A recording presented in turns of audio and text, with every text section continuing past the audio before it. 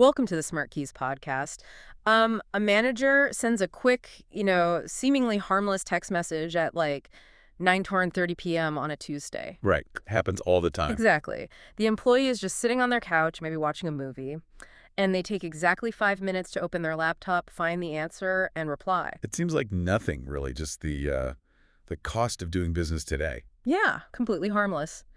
But in the eyes of the Fair Labor Standards Act, that 5 minutes just opened the company up to a massive, off-the-books wage theft liability. Oh, wow, yeah. That is a huge blind spot for most organizations. It really is. So today, we're bringing you a special deep dive into a really critical resource for modern professionals. We're looking at this incredibly insightful article by Felix Römer from smartkeys.org. Yes, a fantastic read. It's titled Right to Disconnect, Balancing After-Hours Freedom and Company Expectations. And, our mission today is to unpack how always-on technology has completely shattered the walls between our work lives and our home lives. Totally shattered them. Right. And we're going to explore how both you, as an ambitious professional, and the businesses you work for can strategically navigate this new landscape to actually improve efficiency and avoid systemic burnout. And it is so vital that we're having this conversation right now. I mean, we have really reached a structural tipping point in the business landscape. Yeah, I'd agree with that. Because of the sophisticated technology we literally carry in our pockets everywhere we go, communications are flowing relentlessly around the clock. 2D47. Exactly. That means setting clear parameters for your availability. It isn't just some quirky personal preference or a wellness trend anymore. It's a fundamental structural business challenge. Right. It's not about doing yoga at your desk. No, not at all. Yeah. The companies that figure this out are going to sustain high performance and thrive. And the ones that ignore it are going to face massive turnover. Not to mention those hidden legal liabilities you just hinted at. It's an operational imperative. Okay, let's unpack this. Because when you read through Romer's article, the first thing that just jumps off the page is that we are definitely not all playing by the same rules globally. Oh, definitely not. There is a staggering contrast in how different cultures are handling this. You look at countries like France, Belgium, and even Ontario in Canada, they already have robust laws on the books that are actively reshaping their workplace norms. Yeah, they treat mental downtime as a legally protected right. Which is amazing. But then you look at the U.S., and we currently have 0 federal right to disconnect laws, absolutely nothing at the federal level. Which is incredibly telling about the broader work culture in the U.S. where, availability is often treated as a proxy for dedication. Exactly. The longer you're online, the harder you're working. Right. But in the absence of a federal standard, what we are seeing across the country is a frantic scramble. It is a total legal patchwork out there. Just states doing their own thing. Yeah, you have individual states trying to figure this out on their own, and it's often clashing with ingrained corporate habits. The article highlights California's AB 2751 as a prime example of this. Okay, what was that bill? It was a bill that would have mandated a written policy granting employees the legal right to ignore employer communications during non-working hours. Oh, wow. Yeah, barring absolute emergencies or last-minute scheduling changes. But the article notes that the California bill stalled out. Why? I mean, you'd think if any state was going to push the envelope on progressive labor laws, it would be California. You would think so, but California is also the epicenter of the global tech industry. Ah, right, Silicon Valley. Exactly. An industry built entirely on the concept of being always on. The friction really comes from the practical application. I mean, how do you legally define an absolute emergency in a software startup? Right. Is a server going down in an emergency? Exactly. Or what if a major client in Asia is upset? Industry lobbying groups argued that the bill was just way too rigid for modern, asynchronous global businesses. So they just pushed back hard. Very hard. Which is why it stalled in committee. It hit a wall of practical complexity. So if California is struggling to figure it out, what are the other states doing? Well, you have New Jersey putting forward a proposal specifically targeting mid-sized and larger companies. So those with 10 to 50 or more employees. Okay, so trying to force the bigger players to adapt. Right. They're trying to force companies to clearly define non-working hours in writing, but the momentum is incredibly fragile. Previous attempts to pass similar legislation in Washington State and New York were completely defeated. Completely defeated, wow. Yeah, so the legal landscape is shifting beneath our feet, but it's incredibly uneven, depending entirely on what side of a state border your home office sits on. So without a federal safety net, and with states constantly striking down these bills, Aren't we just entirely dependent on whoever happens to be our boss? Basically, yes. I mean, if my manager is a night owl who expects everyone else to be responding to Slack threads at midnight, do I just have to accept that? It feels like we're in the wild west of modern work. Instead of dodging tumbleweeds, you're dodging 9 p.m. Slack messages. I love that analogy. Oh. And for a lot of people, yes, that is the current reality. The sheriff is whoever happens to be awake. Yeah, right. But the article points out a fascinating counter-trend. Until these legal frameworks actually pass and solidify, if they ever do, technology itself is stepping in to act as the guardrails. Okay, how so? The very tools that created the problem are being re-engineered to enforce boundaries. Look, I know about do not disturb modes. Anyone listening to this knows they can schedule an email to send at 8 a.m. instead of midnight, or, mute their chat notifications. Great at basic tools. But let's be honest, most ambitious professionals don't use those features because they are terrified of looking like they aren't hustling. Is there something more sophisticated happening on the employer side? Yes, and there has to be, because relying on individual willpower clearly isn't working. From an organizational standpoint, the software is getting much more sophisticated. Like what? Forward-thinking companies are actually piloting mandatory delayed send features across their entire internal networks. Wait, mandatory? Yeah, mandatory. They are hard-coding after-hours blocks into their communication stacks to actively cut down on needless pings. But perhaps the most interesting development is the rise of aggregate after-hours monitoring. Wait, monitoring. If my HR department is tracking whether I'm logging in at 9 p.m. to check my messages, that feels incredibly intrusive. It sounds like Big Brother. I get that. How do companies implement that without completely destroying whatever trust they have left with their employees? That is a very natural reaction. But the text makes a crucial distinction about how this is actually implemented. They are cracking the metrics of contact, not the message content. Oh, okay, so just the metadata. Exactly.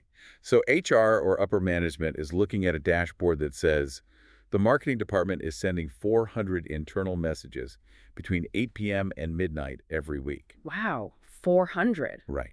They aren't reading what the messages say, and they aren't punishing the individual employee for logging on. They're looking at the volume to identify if a specific manager is consistently violating the company's intended culture. Ah, I see. It's a systemic check on leadership, not surveillance of the employee's conversation. You measure the pressure in the pipes, not the water itself. That's a great way to put it. You're looking for the leaks in the management structure. But even with these systemic checks, or like delayed sends, we run into the reality of modern global work. If I'm in New York and my development team is in Tokyo, forcing a delayed send essentially breaks our ability to collaborate. Exactly. And that is the exact friction point preventing a one-size-fits-all solution. But even if you have a team spanning 12 time zones, the core issue isn't really the time zone difference. What is it then? It's the psychological expectation of immediate response, which is why understanding the human toll of this is so critical. Let's follow that thread. We've established that the laws are messy and the tech solutions have their own friction points.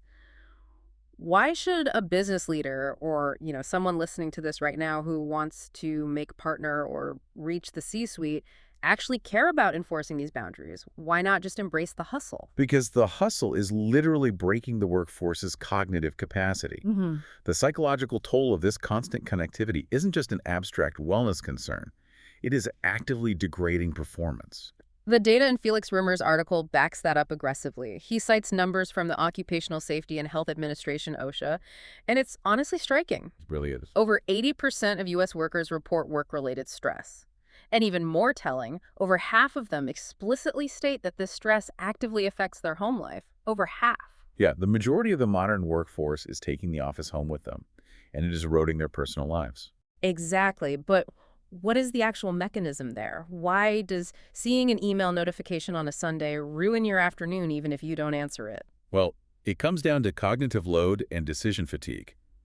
Being constantly half-on is like leaving 50 complex tabs open on your web browser while trying to render a massive 4K video file. Oh, I love that analogy. Right, the background processes are just eating up all your available RAM. That constant vigilance, the anticipation that your phone might buzz, or the mental calculus of, should I reply to this now or tomorrow? Yeah, that constant weighing of options. Exactly. Drains your energy battery even if you never actually type a response. So when Monday morning rolls around and it's time to actually do deep strategic work, Your brain's battery is already dead. That makes so much sense. I want to reframe the narrative here because when people hear right to disconnect, there is often this knee-jerk reaction that it translates to right to slack off. Which is completely missing the point. Right. Looking at the insights in this piece, a right to disconnect approach isn't about working less at all. It's about sustaining high performance. You work incredibly hard, but without the background anxiety draining your RAM so you can actually recharge. What's fascinating here is how that psychological burnout, that dead battery, translates directly into tangible legal and strategic risk for the employer. This is the part that ambitious leaders really need to pay attention to. Absolutely. The article explicitly connects employee burnout to major employer liability. This isn't just an HR wellness initiative. It's a hardcore compliance and risk management issue, particularly under the Fair Labor Standards Act, or the FLSA. Let's break that down for the listener, because earlier I mentioned that 5-minute text message becoming a wage theft lawsuit. Yeah. How does that actually happen mechanically? Well, under the FLSA, the law distinguishes between exempt, salaried employees and non-exempt hourly workers. Okay, right. So for those non-exempt employees, responding to off-hours messages is legally considered compensable work. It doesn't matter if it was just a quick question. So even if it takes 2 minutes? Exactly. If an employee takes 5 minutes to check their laptop and respond, that is work. The company legally has to pay them for that time. And obviously, practically no company is tracking those random 5-minute increments on a Tuesday night. They aren't. But plaintiffs' attorneys absolutely will during discovery. Oh, wow. Yeah. When you multiply those quick after-hours messages by hundreds of employees over months or years, you are creating massive hidden financial liabilities on the company's balance sheet. That is terrifying for an HR department. It is systemic unpaid wage theft, even if it happens entirely accidentally just because a manager has a messy communication style. In an audit, server logs showing when emails were sent and read become very expensive evidence. That is a massive blind spot. The manager thinks they're just being agile and dedicated, but they're actually creating an off-the-books financial liability that could derail a company's valuation. Precisely. And it doesn't stop with wage theft. The text points out that there's a significant, dangerous overlap with the Americans with Disabilities Act, the ADA, and the Family and Medical Leave Act, the FMLA. Wait, how does a late-night email violate the ADA? That seems like a stretch. It sounds like it, but think about the mechanism of medical accommodations. Yeah. Under the ADA, if an employee has a documented medical condition like severe anxiety, for instance, Right. and their approved accommodation is maintaining standard work hours to manage their health, a boss repeatedly pinging them at 10 p.m. isn't just an annoying quirk of the job. Oh, I see. Yeah, it is a direct, actionable violation of their medical accommodation. You are actively harming their health and breaking federal law. Okay, so the risk profile of ignoring this is astronomically high, both cognitively for the individual and legally for the enterprise. Astronomically high. So how do we actually fix it? Let's transition from the overarching strategic theory into the practical playbook. Because if you're listening right now, you probably want to know how you can implement this tomorrow without looking like you aren't a team player. The article excels here. It doesn't just admire the problem, it provides a very clear roadmap for both employees and employers to navigate this transition smoothly and professionally. Yeah, Römer's article actually gives a specific script for this, and it's surprisingly clever in how it handles manager expectations.